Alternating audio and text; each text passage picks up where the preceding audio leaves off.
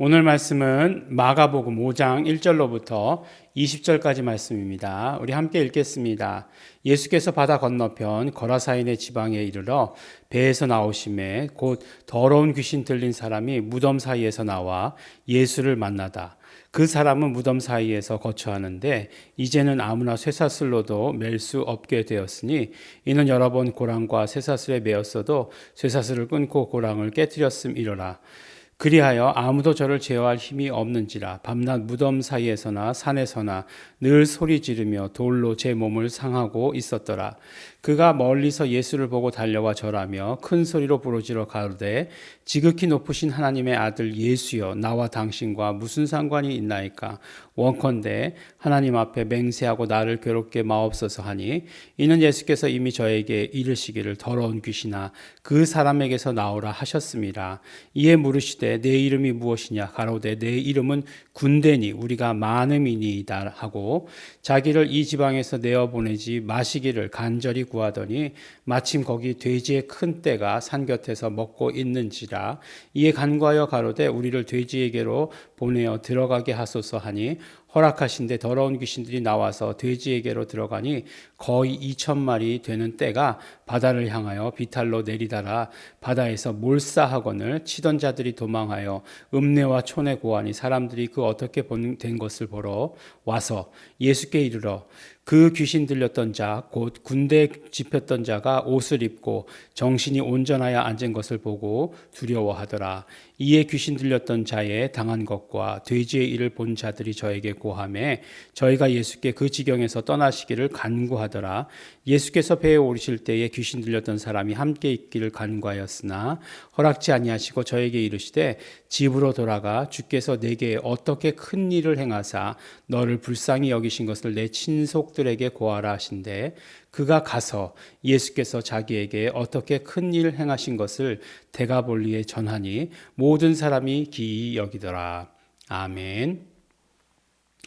네, 오늘 말씀은 굉장히 우리가 친숙한 말씀이죠. 우리 복음서마다 기록되어 있으니까 아는 말씀이고 또 이렇게 또 제일 재밌잖아요. 막 이렇게 귀신들이 막 그냥 돼지떼에 들어가가지고 막 2,000마리가 막 그냥 뭐 뛰어댕기고 막 그랬으니까 되게 이렇게 흥미진진한 아주 박진감 넘치는 그런 이야기입니다.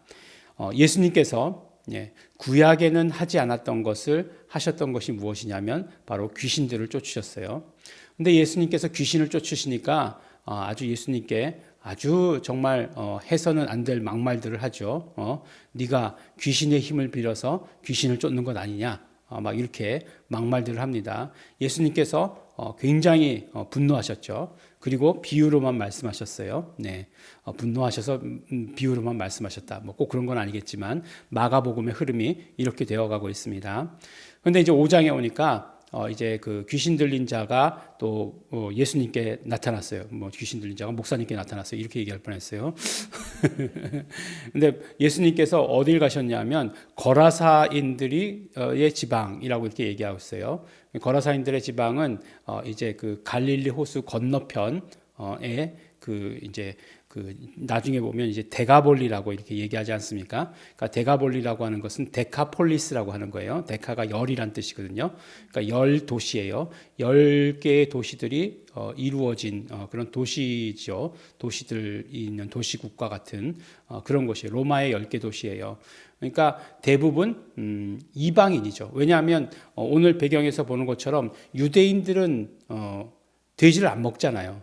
돼지를 안 먹으니까 돼지를 키울 일이 없겠죠. 네. 정말 요새도 안 먹는데요. 그 맛있는 거를. 네. 그런데 가만히 생각해 보면서 그 핏째 먹지 말라라고 하는 그 율법을 뭐 지키기 위해서 뭐 고기를 굉장히 애쓴다고 그러더라고요. 그러면서 고기에서 피를 완전히 제거해내는 게 가능할까? 뭐 그런 생각도 해봤었어요. 예.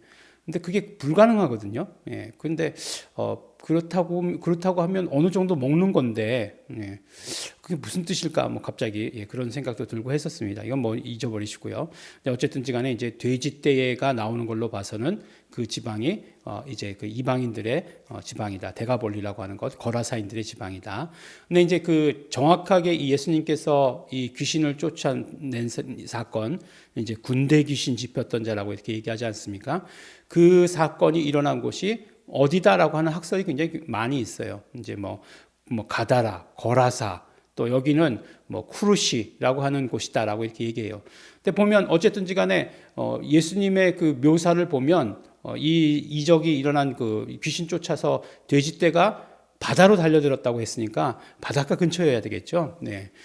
그런 것만은 확실하다. 근데 뭐 중요한 건 아니죠. 어디서 일어났든지 간에 그 사건이 일어났다라고 하는 것이 굉장히 중요하겠죠. 근데 보니까 이게 귀신 들린 자를 굉장히 잘 묘사하고 있죠. 그래서 막 그냥 쇠사슬로 묶어놓고 이게 고랑으로 채웠다는 거잖아요. 쇠고랑으로 채워도 뭐 안 된다는 거잖아요. 막 그냥 이렇게 그 힘이 세가지고 이 귀신 들린 사람도 힘 세잖아요. 네. 그래서 귀신 쫓을 때에 혼자서 하지 말아라 이렇게 말씀하세요. 예. 왜냐하면 혹시 뭐 힘으로 막 그냥 제압하는 그런 일들도 있을 수 있으니까 그러지 말아라 이렇게 얘기들 많이 합니다. 그리고 예전에 그러니까 램 때 한번 이렇게 보니까 뭐 그냥 하루 종일 뛰어다니는데 이게 뭐 이렇게 옷이 그 등어리 있는 데가 하얘요, 하얘. 예. 왜 하얗냐? 소금기가 배어나가지고 하얗더라고요. 그렇게 막 그냥 그렇더라고요. 네. 근데 어쨌든지 간에 그랬다. 그리고 뭐 밤낮 무덤 사이에서 사단에서 소리 지르면서 돌로 제 몸을 상하게 했다라고 이렇게 얘기해요. 근데 이제 그래도 멀리서부터 예수님을 알아보고 달려왔던 거죠. 왜 달려왔겠습니까? 예수님이 반가워서? 아니죠. 예수님 제발 떠나십시오. 무슨 상관이 있습니까? 나하고 무슨 상관이 있습니까? 나를 괴롭게 하지 마십시오. 막 이렇게 얘기한 거잖아요. 그랬더니 더러운 귀신아 그 사람에게서 나오라 예수님께서 명령하셨어요. 그리고 이제 그러고 나서 이제 이 귀신들이 막 그냥 발작을 한 거죠. 뭐 무슨 상관이 있습니까? 막 그냥 하나님의 아들 예수요. 예. 우리 아직 베드로의 신앙 고백 나오기도 전인데 이 귀신들은 막 하나님의 아들 예수요. 막 그냥 이렇게 막 얘기하잖아요. 그리고 나서 보니까 이제 예수님께서 나오라고 명령하셨어요. 근데 이름이 뭐냐 그랬더니 이름이 군대다라고 이렇게 얘기합니다. 이제 군대라고 하는 것을 이제 헬라어 원어로 보면 레기온이라고 되어 있어요. 근데 레기온이라고 하는 것은 이제 뭐 우리 얘기하면 뭐 소대, 이제 남자분들은 잘 아시는데 군대 가면 소대, 그다음에 중대, 대대, 연대 뭐 이렇게 있어요. 그러면 이제 소대원 몇 명, 제일 작은 단위죠. 소대 밑에 뭐 분대도 있긴 있어요. 근데 어쨌든지 간에 제일 작은 단위, 그 다음에 소대 다음에는 소대가 모여서 중대, 또 중대가 모여서 대대, 대대가 몇 개가 모여서 연대가 되는 거예요. 그럼 어느 정도 됐을까요? 예, 레기온이. 그러니까 아마 대대 정도는 됐었던 것 같아요. 예. 그러니까 어느 정도냐? 6천 명 정도. 그러니까 우리가 그 백부장이라고 그럴 때 100명이잖아요. 천부장이라고 그럴 때 1000명이잖아요. 근데 사실은 또 그렇게 천부장 딱 1000명이 아니고 그때 한 600명 정도를 거느리는 그 사람을 천부장이라고 얘기했어요. 그러니까 예수님을 체포하러 왔을 때 천부장이 왔다 이렇게 얘기하잖아요. 그럼 천부장 혼자 오는 게 아니죠. 천부장이랑 같이 그 부하들이 온다는 얘기죠. 그 아래 수하에 600명의 부하들이 있다 이렇게 얘기하는 거예요. 그게 이제 10개가 모인 거니까 이제 뭐 대대, 뭐 연대, 뭐 그 정도 사이즈가 되는 거예요. 예, 그렇게 많이 레기온이라고 하는 것은 6천 명이라고 하는 거예요. 그러니까 생각을 해보세요. 많다 그랬는데 많다 해도 그 귀신들이 이제 직접 한 얘기니까 한 사람에게 6천 마리가 들어가 있어요. 6천 명이라고 얘기하지 못하겠죠. 귀신의 세는 단위니까 6천 마리가 들어가 있어요. 마리아에게서 7귀신이 떠났다 이렇게 얘기하고 있는데 그 7귀신이 들어갔어도 삶이 엉망이었다 이렇게 얘기하는데 6천 마리가 들어가고 있다라고 얘기하면 그 삶이 어떻겠습니까? 그러니까 뭐 늘 밤낮 무덤에서 소리 지르고 이렇게 얘기하는 거죠.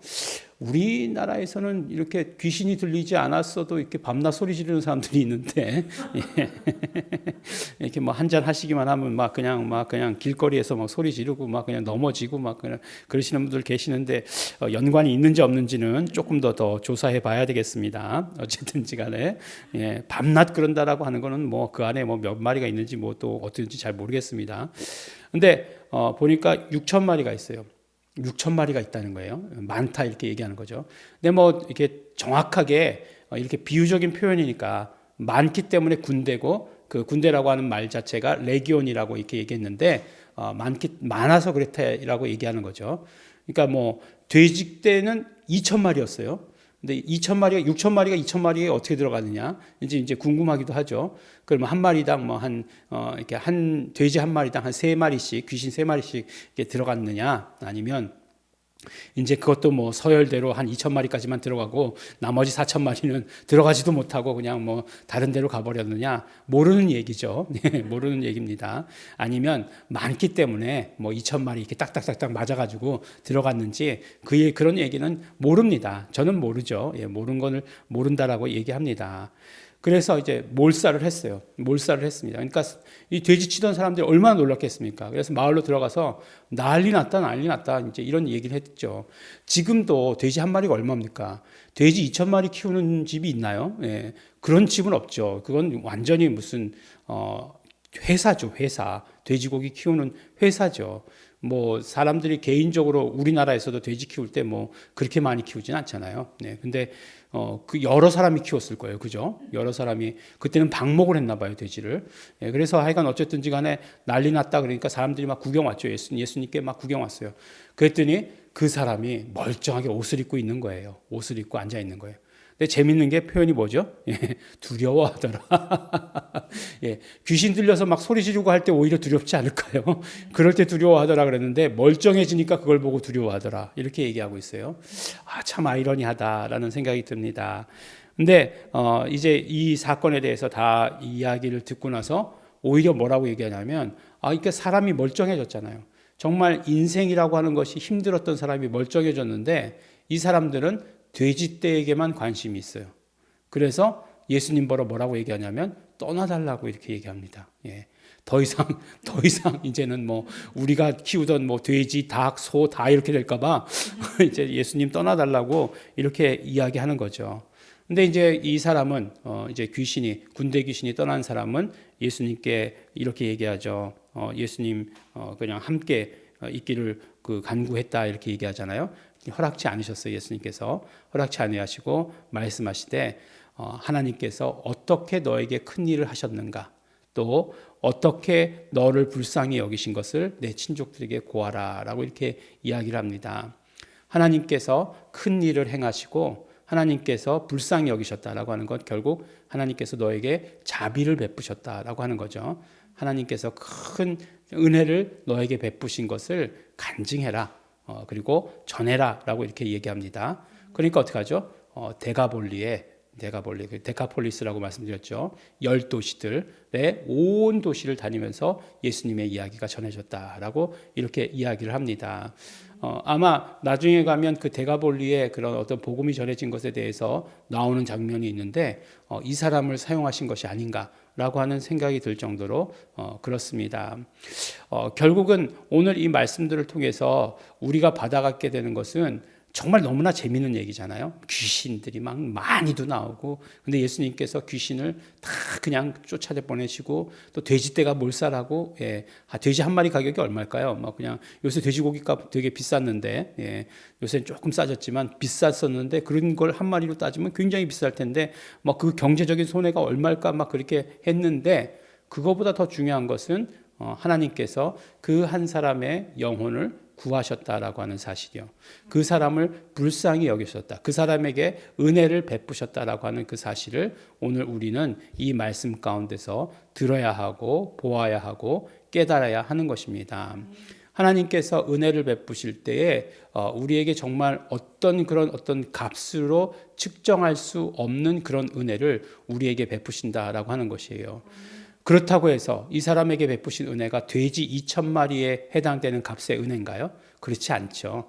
그렇지 않습니다. 이 사람의 일생의 값과 맞먹는 그런 은혜를 주신 것이에요. 인생만큼의 그런 은혜를 더하여 주신 것이에요. 그렇다면 우리에게 베푸신 은혜의 그런 어떤 값은 그렇지 않을까요? 예. 뭐 예수님의 그 피값을 우리가 그것은 또 측정도 할 수 없지만 우리의 인생을 놓고서라도 볼 때 우리의 인생을 80년, 100년의 그런 어떤 그 삶을 값을 놓고 본다라고 얘기할 때 그것을 어떻게 우리가 값으로 먹일 수 있겠습니까? 그런데 그거보다 더 큰 은혜를 우리에게 주시는 분이시다라고 하는 사실을 우리는 분명히 깨달아야 하는 것입니다. 그리고 은혜 받은 사람들의 반응이 어때야 되는가? 은혜 받은 사람들에게 예수님은 무엇을 요구하고 계시는가?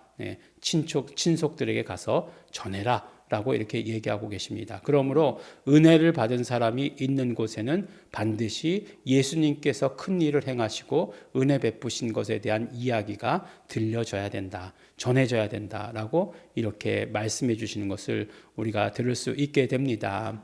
오늘 예수님께서 그런 능력이 있으시다라고 하는 건 너무나 중요하죠. 예. 그래서 귀신의 힘으로 귀신을 내쫓을 때 이렇게 하는 것 아니겠죠. 분명히 아니시라는 것 분명히 말씀해 주시는 것이고, 그 다음에 또 그것이 무엇이냐, 하나님께서 은혜를 베푸신 것이다라고 하는 사실이고, 우리도 그 은혜를 경험한 자들이고 그 은혜의 값을 우리가 측량할 수 없으며, 또 은혜 받은 사람들에게 요구하시는 것, 가서 전하라, 알려라 라고 하시는 그 말씀을 들으시고, 그러므로 우리 은혜 받은 것을 감사하시면서 전하시는 우리 성도 여러분 되시기를 예수 이름으로 축원합니다. 기도하겠습니다. 하나님 아버지 감사합니다. 오늘 받은 은혜를, 우리가 받은 은혜를 또 생각해 보게 됩니다. 하나님 아버지, 우리가 받은 은혜도 정말 값으로 따질 수 없을 만큼의 그런 은혜인 것을 아버지 하나님 우리가 깨닫습니다. 우리의 아버지 하나님, 정말 인생이 변화된 그런 아버지 하나님 은혜인 것을 우리가 아버지 하나님 다시 한번 생각하게 됩니다. 하나님 아버지, 우리가 은혜 받았으니 이제 예수님께서 우리에게 명하신 대로 가서 전하는 자들 될 수 있도록 축복하여 주시옵소서. 감사드립니다. 예수님 이름으로 기도드렸습니다. 아멘. 그러므로 우리 이 시간에 기도하실 때에 우리 정말 감사하시면서 기도하시기 바랍니다. 하나님 아버지, 우리에게도 하나님 큰 일을 행하시며 은혜 주신 것 너무나 감사하고 감사합니다. 우리 정말 죽을 수밖에 없는 그런 죄에서 우리를 구원하신 그 은혜 너무나 감사하고 감사합니다. 큰 일을 행하셨으니 감사합니다. 그대로 전하는 자 될 수 있도록 성령님 기억나게 하여 주시옵시고, 성령님 언제나 이 모든 사건들이 새롭게 나에게 경험되어질 수 있도록 축복하여 주시옵소서. 통성으로 기도하시겠습니다.